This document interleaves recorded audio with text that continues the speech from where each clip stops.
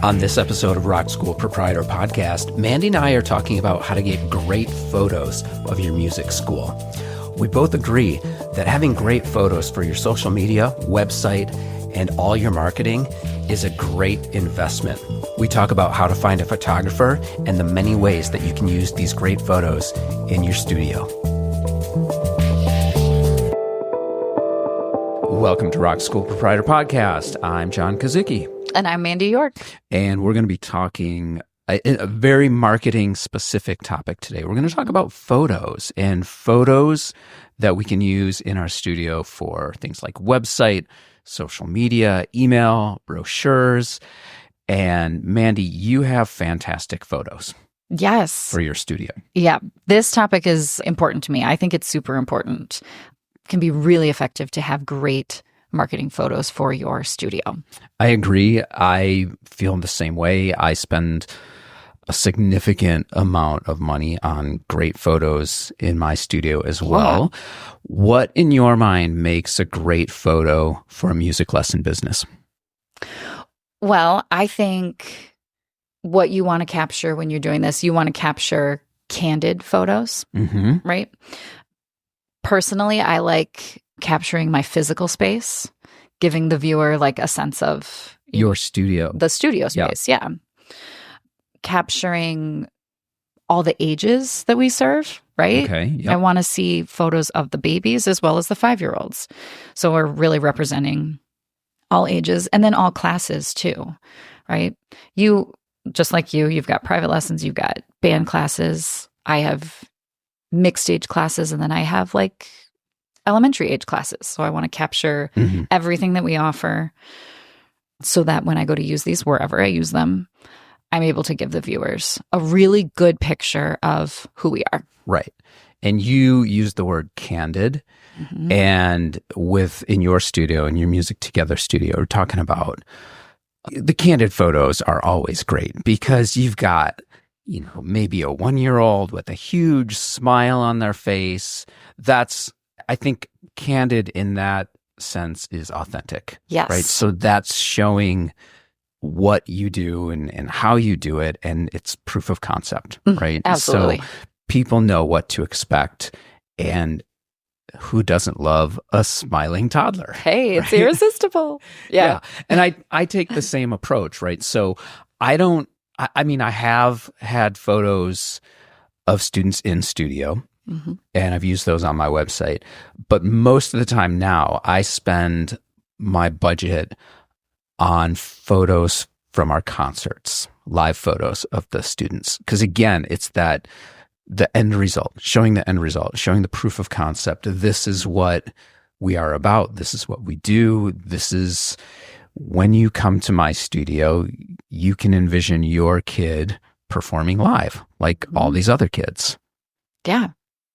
All right. So how do you get those great photos is the question, right? Yes. Yeah. Personally, I have had great luck with trade.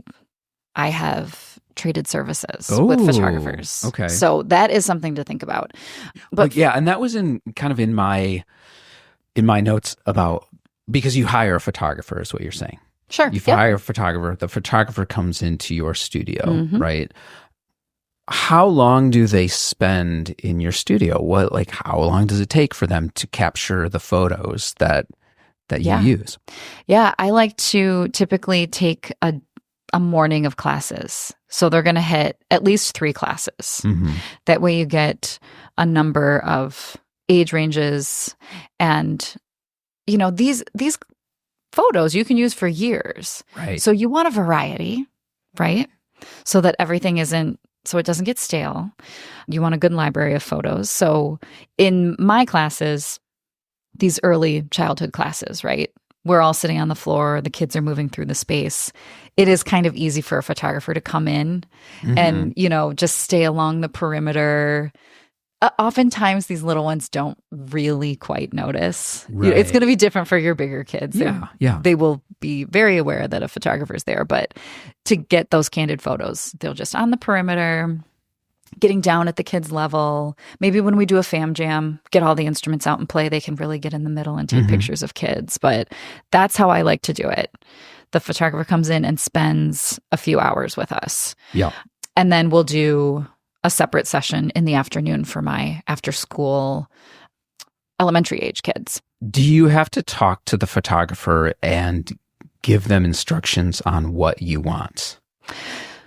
So because I've done these really great trades, I am drawing from families that participate in my class. So the photographers that you're using they are know people who are in your studio already or have been in your studio, which is a great resource, I think. Yes, they get it. They know what's coming next. They know that, I'm going to be the fam jam's coming and I'm going to get down in there and get all these great shots of kids playing with percussion instruments. They know that there's a lullaby at the end and they're going to snap pictures of cuddling, babies and moms. I put out a call. Hey, I'm looking to do a trade. I need a photographer. DM me, right? And then go out and look at their websites, and pick someone that you think is going to be a good fit. How often do you have a photographer come in and take photos? I have done this 3 times in 10 years. Oh, okay. So, every few years. Every few years. Yeah. You're getting a lot of mileage out of these photos. Yeah. Okay. So I have done, as I mentioned before, I've had a photographer come in and shoot photos that were very posed, right? Years ago, I was redoing the website and I really wanted some in-studio stuff. And so we had 5 or 6 students come in and it was very posed and the photographer still got great stuff. So that was really good for the website. What I've also been doing, and I do this at least once a year, sometimes more, is I'll have a photographer come to our concerts and capture, again, as I said, capture those live shots. Now that is a little trickier in my opinion. To hire a concert photographer, they have to understand what it's like to shoot in that lighting. So the photographer that I use is great in that setting. I've used other photographers in concert settings that were still good, but it's a little trickier to shoot in that lighting. So I think with that more specific setting, you have to find the right photographer, which is a little tougher. And very similar to you, I tell them, well, I guess you said your photographers know what to shoot. They kind of have an expectation of what's going to happen in the class. Yeah. So for me, I've had to give some instructions to my photographer, like try and get a picture of every kid, different angles, but he's fantastic. And so you get great photos. Yeah. I mean, I'm going to brag a little bit. The photos that I have of my concerts are pretty good. Yes. But that's mostly credited to my photographer. So, and because you've chosen the right photographer. Sure. Right? For this particular setting, like you said. Yes. Yeah.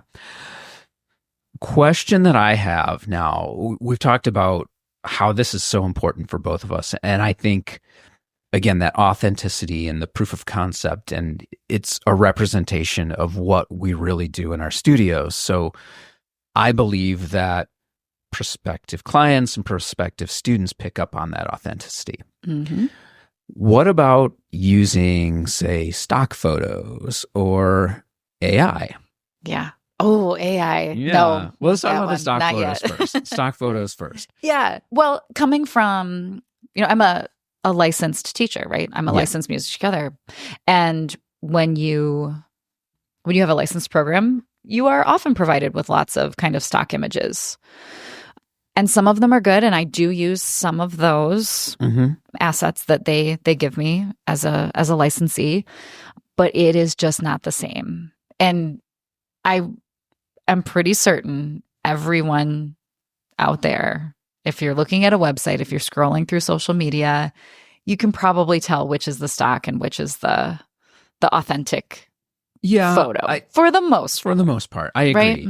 And I've seen some great stock photos of kids playing instruments, and a few in particular, I still remember in my mind, but I've also seen them multiple times used by different studios. Yeah. And will a prospective client see as many music studio websites as I do? Probably not. Yeah. So I think there are some great stock photos out there. Not bad. No. But again, that authenticity.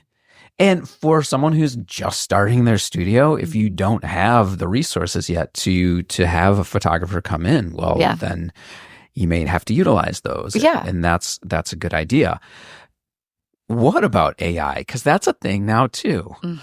What are your, I don't want to get hit on a hot topic here, hot button issue, but what do you think about using AI to generate some photos of happy kid playing a guitar? Right.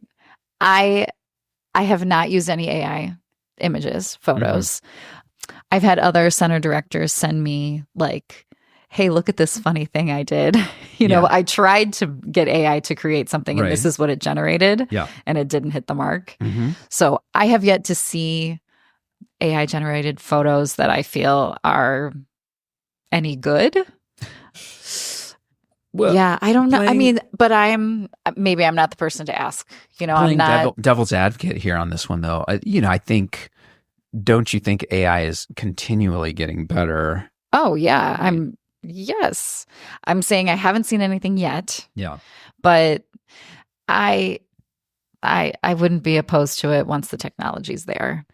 And like you said, if you are just starting out, then use those stock images and the AI stuff. And even with someone that has a library of, personalized photos, I still mix in some stock images. So there's value in this stuff. Absolutely. Well, and I think you're talking about stock photos as licensed photos that you receive from Music Together for the most part. Yeah, that's true. Yeah. So they're stock, but they're customized for your program, which I think is more specific for what you do.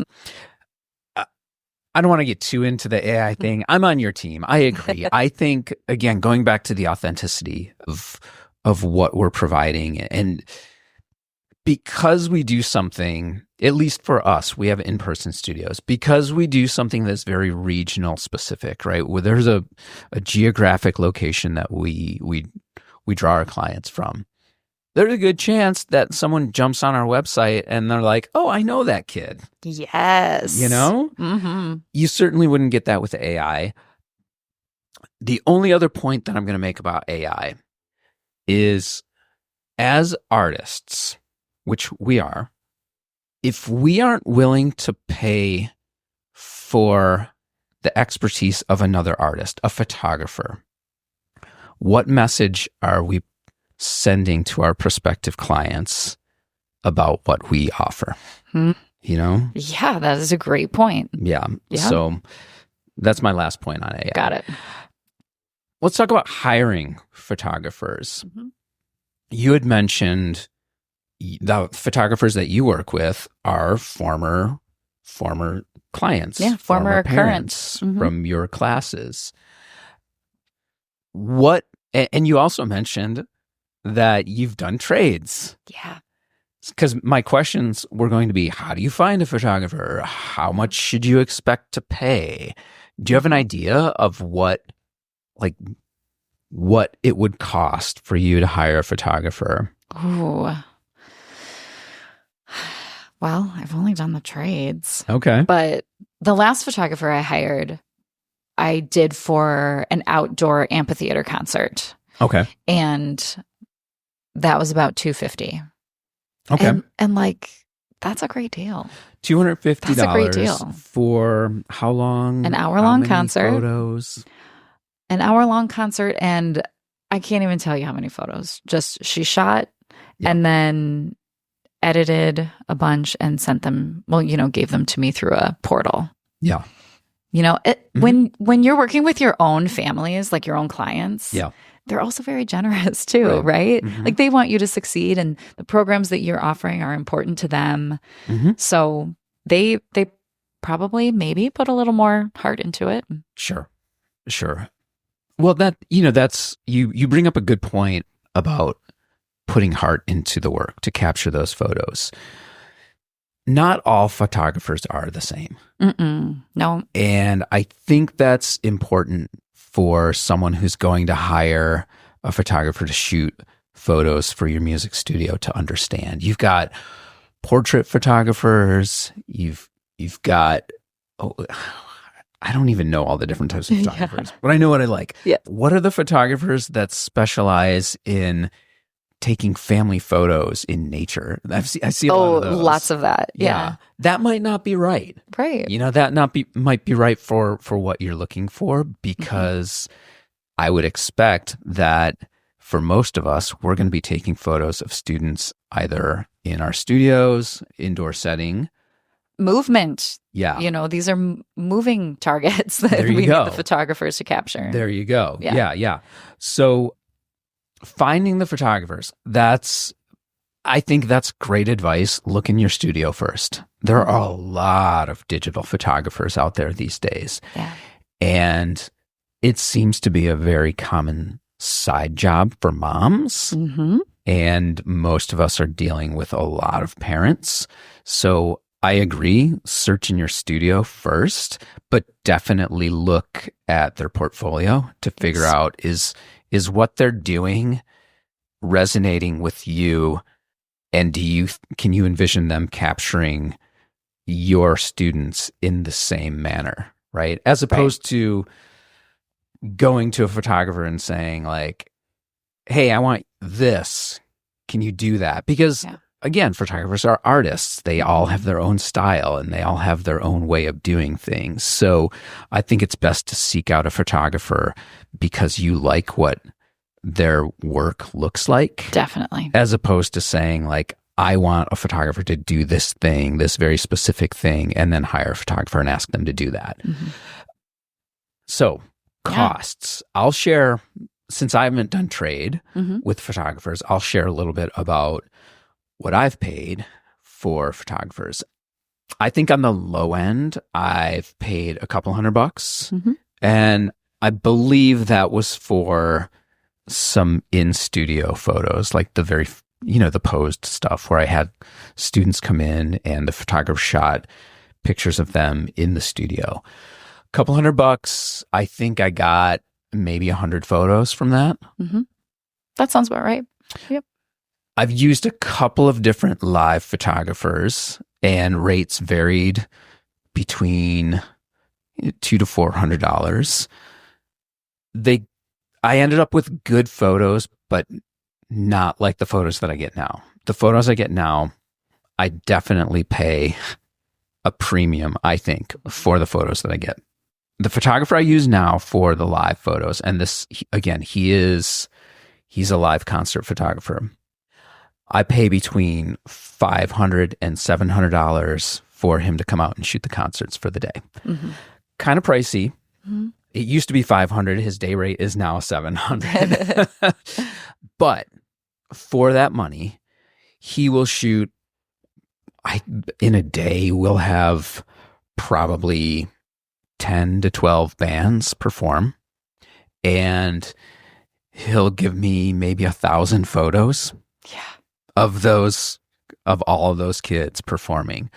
So yes, it's expensive, but as you said, you get so many photos and you can use them for years. At this point, I have photos for just about anything I need from all the times I've had him shoot my students in my concerts. Do you use your photos for anything other than the marketing materials like website and social media or email? I use them in my studio. I've decorated the studio with wall decals and window decals. Yep. But that's it.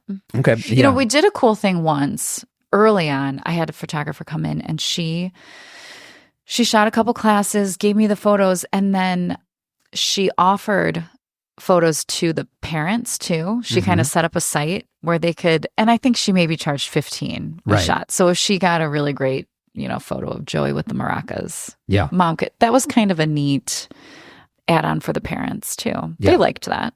Yeah. Yeah. I have done similar. We've got photos in the studio printed out and framed. Got some larger photos printed on canvas. So again, we decorate the studio with the photos. I thought about doing that thing that you mentioned where the photographer would offer those photos to the parents. We could never crack the code because my photographer takes so many photos. Yeah. And he doesn't really want to deal with that back end. Yeah. He doesn't want to deal with all of those parents. Mm-hmm. Instead, he'd rather just do the work and give me all the photos, and then I can, do what I do with them. Yeah. So we've never done that thing where, parents pay $15 or $20 and they get the photos of their kids.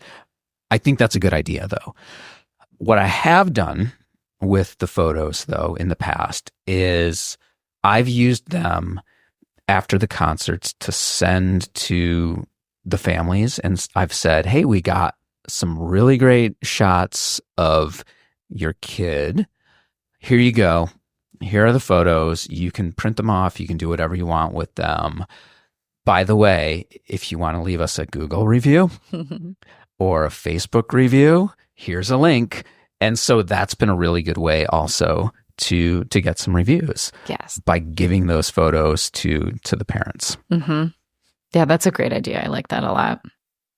And like you said, if you're giving these photos to the parents, they're posting them on social media. Yes. And then someone else is seeing that and saying, oh, I know her. Right. I mean, it is a great way to spread word of mouth. Mm-hmm. Really, really great. Yeah. Yep. Exactly. And again, these are pro shot photos. So not like the photos that the parents are getting with their phone. Right. So they're going to be super impressed with how sharp they look. Yeah. Recap. Yeah. Email, website, social media, brochures. You can use Decor. These. Like you get so much mileage. At least I do. I get so much mileage out of these photos. Mm-hmm. The authenticity, again, I think is super important. You could find, you're getting these photos for free. You're just basically trading for your services. I think that's fantastic. Mm-hmm. Like what other, I can't see a better investment other than that, in having great photos. But you might be able to find a photographer if you can't trade for a couple $100, a few $100. I think it's so worth it. Yeah. We wear a lot of different hats, right? Yeah. And so marketing can be cumbersome sometimes, just like all the other pieces. But this is something absolutely worth the investment that, the small thing is going to have a big impact. Big impact. Yeah. I think, I guess I'm going back to the why. Why should you do this, right? Mm-hmm. Why should we be doing this? Because there's a lot of options out there. There's a lot of studios. There's a lot of kids' activities, right? Yeah. And if I'm browsing your social media pages, your website, and I get like what I feel is a real glimpse inside what you're doing, mm-hmm. like it's effective. Yeah. Like people see that.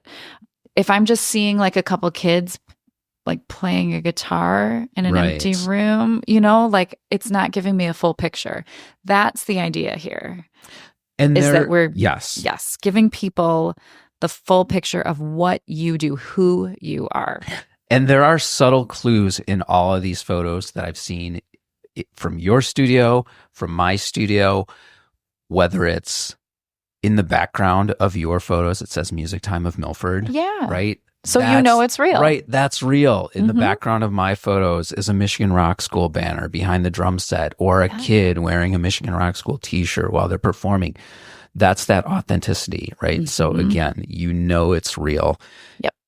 So much value. Also, I don't even remember the last time I had to go online and type a Google image search for like kid playing the drums, right? And then sift through however many and then end up on a stock photo site. And it's like, hemming and hawing. Is it worth paying $20 for this photo?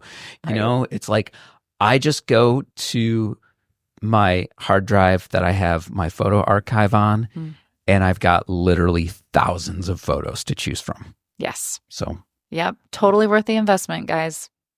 Yeah. Yeah. So marketing photos, hire a photographer. You will not regret it. Mm-mm. And that's going to wrap this episode of Rock School Proprietor Podcast. We'll see you next time. Thanks, John. If you have topic suggestions or questions, please don't hesitate to contact us at info@rockschoolproprietor.com.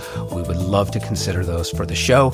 You can also join our private Facebook group, Performance-Based Music Programs in Rock Schools. Great people over there.